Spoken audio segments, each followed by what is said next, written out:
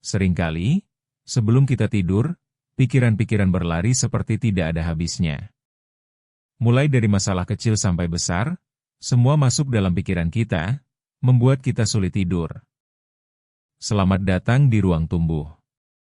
Chapter 1, Kenapa Pikiran Berpikir Tiada Henti. Banyak orang yang mengalami masalah berlebihan berpikir, terutama di malam hari. Saat kita seharusnya bersantai dan mempersiapkan diri untuk tidur, pikiran-pikiran itu justru muncul lebih banyak. Kenapa sih bisa begitu? Ini bisa terjadi karena kita terlalu memikirkan apa yang terjadi di hari itu, atau mungkin memikirkan apa yang akan terjadi esok. Terkadang, kita merasa terjebak dalam siklus berpikir ini dan sulit untuk fokus pada saat ini.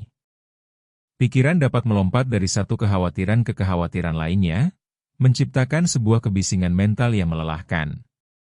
Ini menjadi tantangan tersendiri saat malam tiba, bukan? Agar kita dapat benar-benar bersantai, kita perlu menemukan cara untuk menenangkan pikiran kita. Memahami kenapa otak kita sulit berhenti bekerja di malam hari adalah penting dalam proses menghentikan overthinking. Chapter 2, Mencari tahu penyebab utama. Salah satu cara yang efektif untuk menghentikan proses berlebihan berpikir adalah dengan memahami penyebabnya. Apakah itu tekanan dari pekerjaan yang membebani kita, hubungan yang tidak harmonis, atau mungkin masalah finansial yang mengkhawatirkan? Seringkali, kita tidak menyadari akar dari apa yang membuat kita terus terjaga. Dengan menggali lebih dalam ke dalam diri kita dan mempertanyakan pikiran yang muncul, kita bisa menemukan faktor-faktor yang mendasari. Ini bukan hanya tentang mengenali masalah yang tampak, tetapi juga mengatasi apa yang berada di bawah permukaan. Dengan mengenali dan memahami elemen-elemen yang memicu pikiran kita dapat mulai meredakan kecemasan yang mengganggu. Jadi, apakah kamu pernah merasakan seolah-olah semua beban pikiran itu menumpuk dan tidak ada jalan keluar? Mengidentifikasi penyebab yang tepat adalah langkah awal yang sangat penting untuk bisa memulai proses meredakan kecemasan dan mengubah cara pandang kita. Chapter 3, Teknik Menenangkan Pikiran. Setelah kita memiliki pemahaman yang lebih baik tentang penyebabnya, saatnya untuk menerapkan beberapa teknik yang dapat menenangkan pikiran. Pertama, sisihkan waktu sejenak sebelum tidur untuk fokus pada proses relaksasi. Metode yang populer adalah meditasi singkat atau sekadar menarik napas dalam-dalam.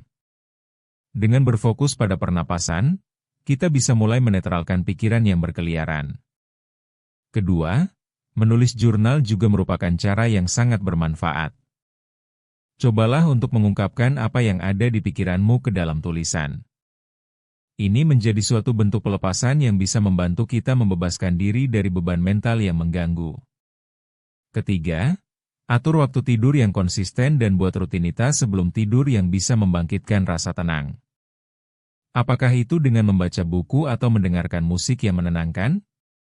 Dengan langkah-langkah ini, kita berkesempatan besar untuk meredakan overthinking yang kerap mengganggu kualitas tidur kita. Chapter 4, Lingkungan Tidur yang Nyaman.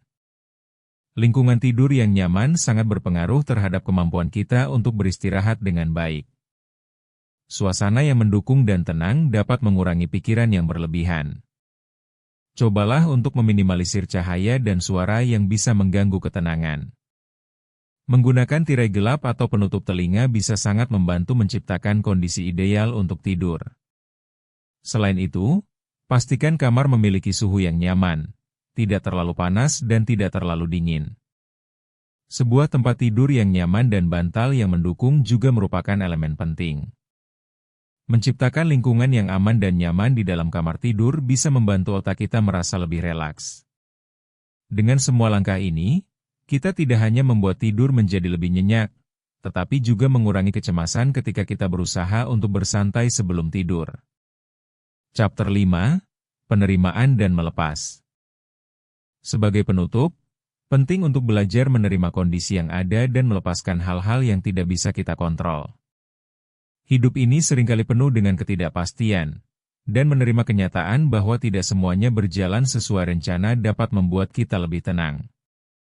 Mengizinkan diri kita untuk tidak selalu sempurna dan memahami bahwa kadang kita harus melepaskan harapan-harapan yang tidak realistis adalah langkah yang sangat signifikan.